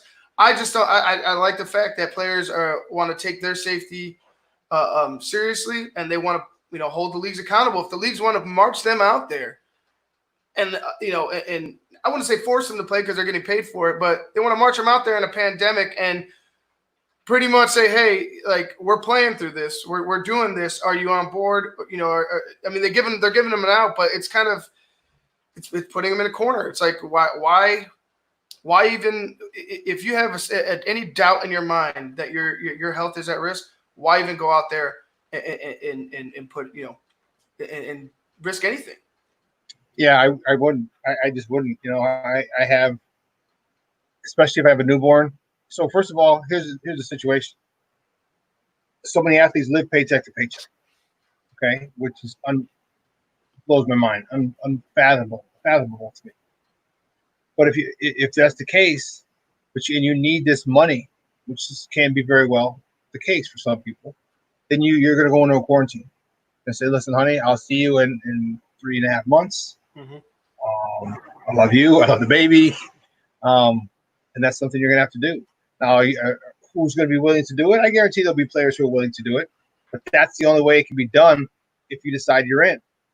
You can't just, it's tough because you don't know who you're around. The clubhouse manager, the baseball boy, the trainer. You don't know who they've been around and who can help cause you to get the virus. You just don't, and it's now you're taking it back to your loved ones, and they're asking them.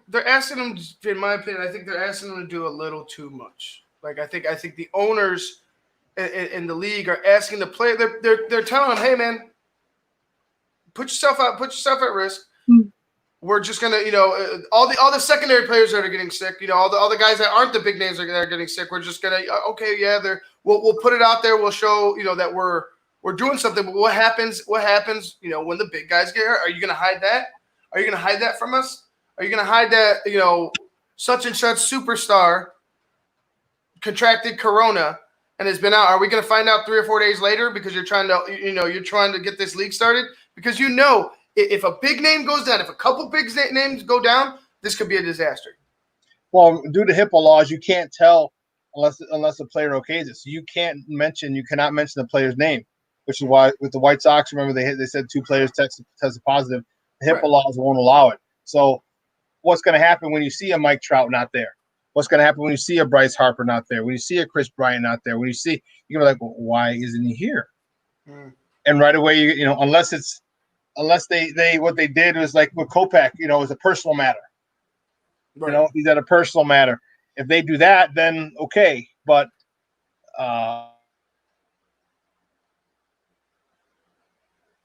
just to speculate, and that could be a pretty bad thing when the media starts speculating one way or the other, especially in this pandemic. Yep. So, well, listen, guys, we had a phenomenal show today. I definitely want to thank my guests. We had a great show with David Kenyon from Bleacher Report calling in, talking about college football with us. We're going to find out what's going to happen. It's a guessing game, Maybe we should just see what the Ivy League does, and then just kind of figure it's going to go along that route. Because remember, they were the first ones to bow out of the tournament, and the March Madness tournament. And people looked at them silly, like, all right, you little nerd kids, okay, fine. And what do? They started the trend. So I'm anxious to see how that plays out, college football, because college football is around the corner. You have guys who are going to be showing up toward the end of this month and beginning of next month, anticipating a season, early September. How's that going to help? So we were able to talk to David to get his take on it.